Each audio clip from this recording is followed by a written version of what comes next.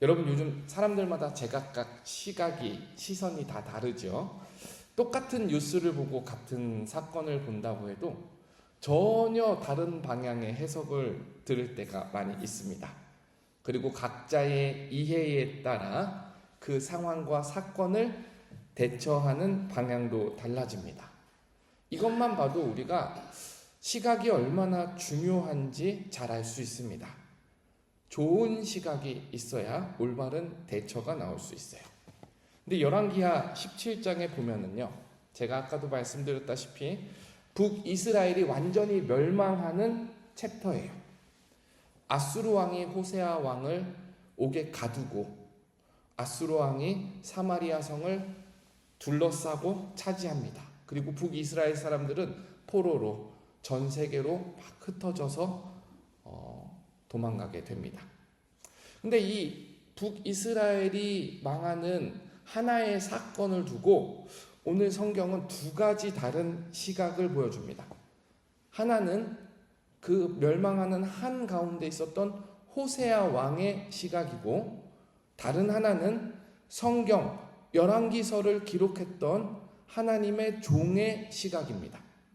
우리는 이 각기 다른 시각 속에서 무엇이 이렇게 다른 시각을 가지게 했는가, 또 그 다른 시각 가운데 결과는 어떻게 갈리는가 우리 함께 보도록 하겠습니다. 먼저 호세아 왕의 시각입니다. 호세아는 이 아수르가 쳐들어오고 자기 나라가 멸망하는 상황을 국제 정세 속에서 이해했어요. 힘싸움의 논리로 봤다라는 거죠. 이스라엘이 아수르보다 약했기 때문에 당하고 있고, 그렇기 때문에 이런 시각을 가졌기 때문에 나오는 대처도 당연히 힘을 키워야 된다고 흘러갑니다. 스스로 강해지든지 아니면 더 강한 나라의 도움을 받아야지 이스라엘이 멸망하는 것을 막을 수 있다, 이렇게 보는 거죠. 물론 우리에게 현실 감각이 없으라는 말은 아닙니다. 근데 본질적인 내용을 호세아가 놓치고 있다라는 거예요. 우리 한번 4절 말씀 읽어보겠습니다. 17장 4절입니다. 함께 읽겠습니다. 시작. 그가 애굽의 왕 소에게 사자를 보내고 해마다 하던 대로 아수르 왕에게 조공을 드리지 아니하매 아수르 왕이 호세아가 배반함을 보고 그를 옥에 감금하여 두고, 그러니까 이 한 구절만 봐도 지금까지 호세아 왕이 아수르에게 종노릇을 하고 있었어요. 아수르에게 해마다 조공을 바쳤는데, 야, 이거 진짜 못해 먹겠다. 저 아수르의 종노릇하는 거, 아수르 사람들한테 당하는 거 정말로 힘들다. 어떻게 하면 이거를 극복할 수 있지? 우리가 강해져야지. 다른 나라랑 동맹해야겠다. 그래서 조공을 아수르에 바치던 거를 끊어내고 애굽에게다가 조공을 바치는 거예요. 그러니까 이제 아수르 왕이 화가 나가지고 호세아를 옥에 가두고 북이스라엘을 침공하고 무너뜨리기 시작합니다. 여러분, 호세아 눈으로 본 것이 어떻습니까? 세상의 논리적으로는 잘 보았습니다. 힘이 없으면 당하는 거예요. 세상의 이치는 정확히 맞습니다. 근데 호세아가 보지 못한 것이 무엇입니까? 이 일 가운데 일어나는 하나님의 뜻은 보지 못했다라는 거예요. 역사를 주도하시는 하나님의 뜻과 손길을 바라보지 못했기 때문에 호세아가 정작 해야 되는 가장 중요한 일을 하지 못했습니다. 1절부터 6절까지는 호세아의 시각과 대처, 그리고 그 결과를 보여준다면, 이어지는 7절부터 23절까지는 성경을 기록했던 하나님의 종의 시각, 바로 믿음의 시선을 보여줍니다. 저는 이 부분을 여러분들에게 크게 세 가지로 설명드릴 거예요. 그 세 가지 무엇이냐? 하나님과의 관계가 해쳐졌기 때문에, 하나님과의 관계가 무너졌기 때문에 심판의 결과로서 아수르에게 망하는 건데, 그 관계를 무너뜨리는 세 가지는 무엇인가를 우리 함께 살펴보자라는 것이죠. 첫 번째, 은혜를 잊으면 관계는 망가집니다. 우리 7절 함께 읽어보겠습니다. 7절입니다. 시작. 이 일은 이스라엘 자손이 자기를 애굽 땅에서 인도하여 내사 애굽의 왕 바로의 손에서 벗어나게 하신 그 하나님 여호와께 죄를 범하고 또 다른 신들을 경외하며. 이스라엘이 망하는 역사 속에서 성경의 기자가 제일 먼저 보여주는 것은 은혜가 있었다라는 사실이에요. 이스라엘이 어떤 사람들이었습니까? 바로 애굽에서 종살이하던 백성들이었습니다. 바로의 권세 아래에서 신음하고 울고 있었던 사람이에요. 스스로 바로의 권력 아래에서 그 종살이의 자리에서 벗어날 수 없었던 사람입니다. 그런데 하나님께서 이스라엘의 부르짖음을 들으시고 모세를 통해 구원하시죠.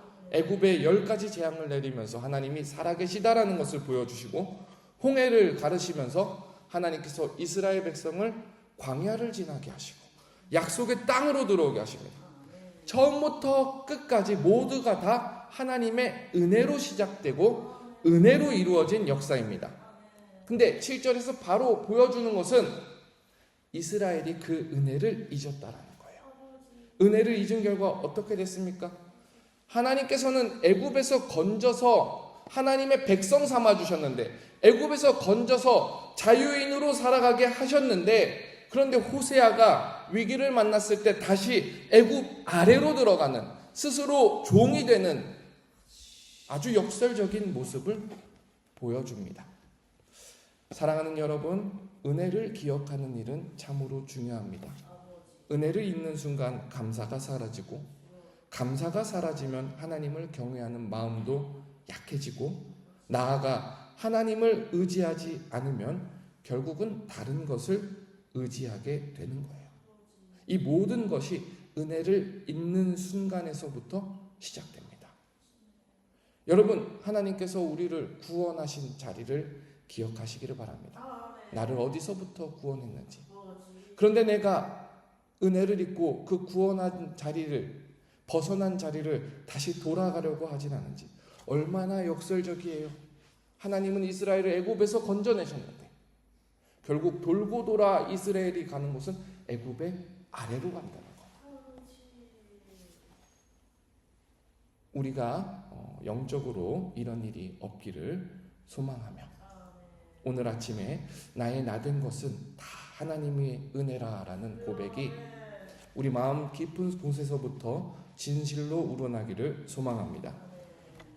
첫 번째, 하나님의 관계가 은혜를 잊은 데서부터 망가지기 시작했다면, 두 번째로는 목이 곧아지면서 하나님과의 관계가 무너지기 시작합니다. 우리 한번 13절을 같이 읽어보겠습니다. 열왕기하 17장 13절입니다. 시작. 여호와께서 각 선지자와 각 선견자를 통하여 이스라엘과 유다에게 지정하여 이르시기를, 너희는 돌이켜 너희 악한 길에서 떠나 나의 명령과 율례를 지키되 내가 너희 조상들에게 명령하고 또 내 종 선지자들을 통하여 너희에게 전한 모든 율법대로 행하라 하셨으나. 이 사실만 두고 봐도 우리는 알 수 있죠. 북이스라엘이 갑자기 망한 것이 아니에요. 갑자기 하나님의 심판을 받은 것이 아닙니다. 하나님께서는 끊임없이 하나님의 사람들을 보냈어요. 선지자들을 보내고 선견자들을 보내서 하나님의 말씀을 전하게 하셨습니다. 그리고 그 말씀 가운데 돌아오라, 악한 길에서 떠나라, 하나님의 명령과 율례를 지키라 끊임없이 가르치셨어요. 하나님은 우리를 가르치시는 분입니다. 하나님은 우리를 다양한 방법으로, 특별히 예배 가운데 선포되는 말씀을 통해서, 또 우리가 묵상 가운데 읽는 성경의 구절들을 통해서 우리를 돌이키게 하고 돌아보게 하시는 분입니다. 하나님의 그 오래 참으심을 우리는 무시해서는 안 됩니다. 이스라엘이 우상 한 변 섬겼다고 곧장 멸망한 것도 아니고, 이스라엘이 다른 데 가서 다른 왕에게 절했다라고 한 번에 곧장 멸망한 것도 아니지 않습니까? 하나님께서 선지자들을 보낼 때마다 거절했다라는 거예요. 14절을 한번 제가 읽어드리겠습니다. 14절입니다. 그들이 듣지 아니하고 그들의 목을 곧게 하기를 그들의 하나님 여호와를 믿지 아니하던 그의 조상들의 목같이 하여 목을 뻣뻣하게 했다라는 거예요.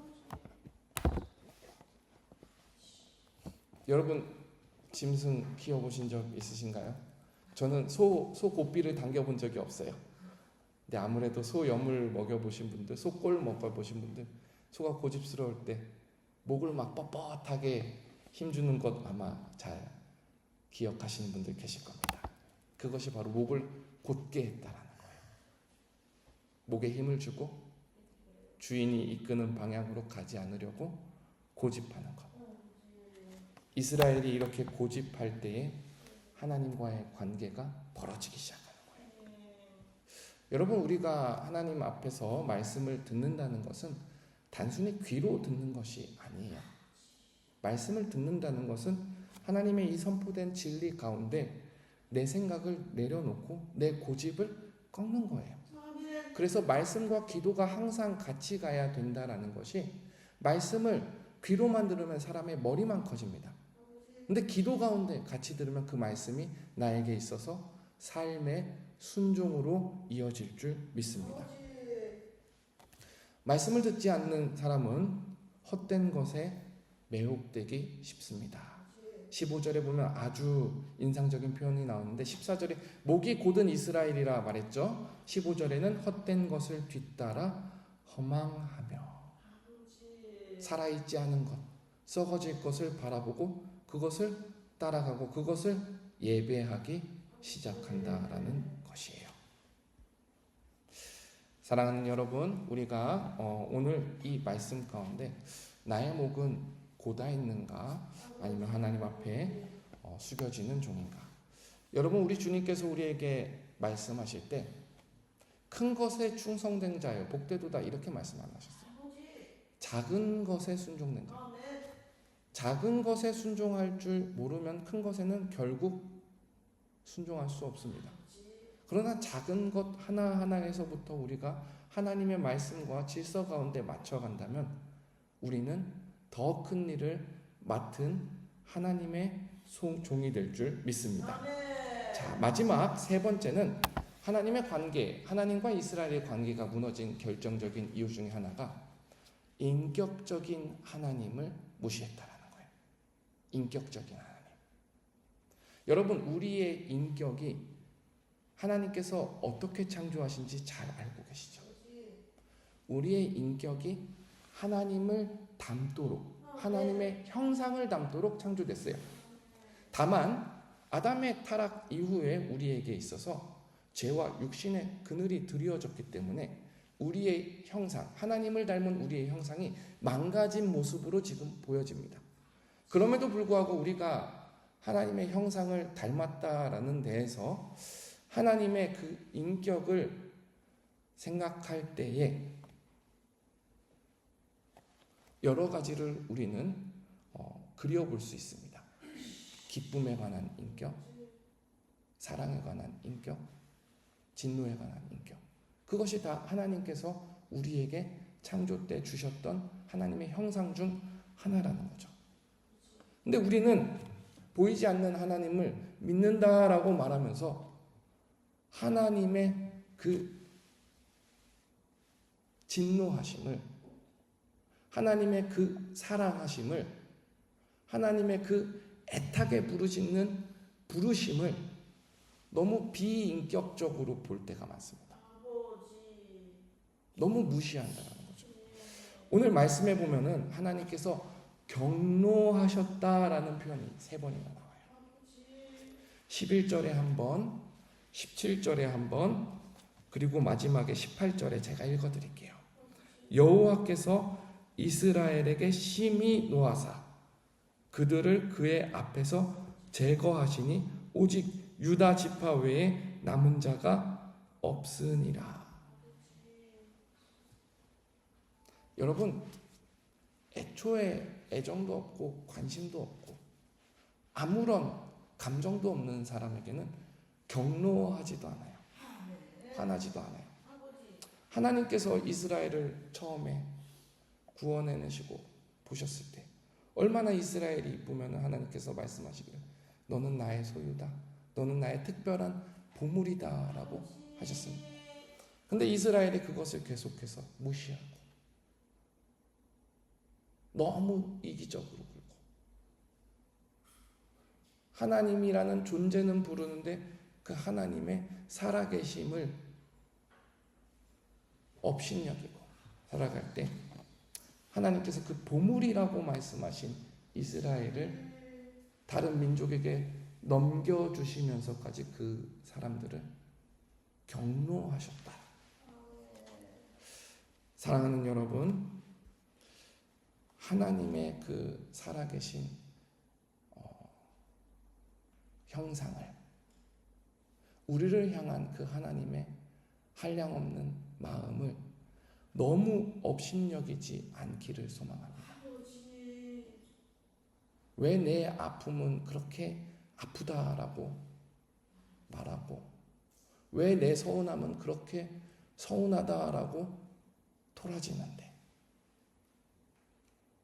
우리를 향한 하나님 아버지의 그 마음은 왜 그렇게 우리는 무디게 무시하며 지내는지 한번 생각해보고 그 하나님의 마음을 우리가 감히 헤아릴 수 없지만 그 하나님의 마음을 우리가 함께 묵상하며 나아가는 영산이 되기를 바랍니다.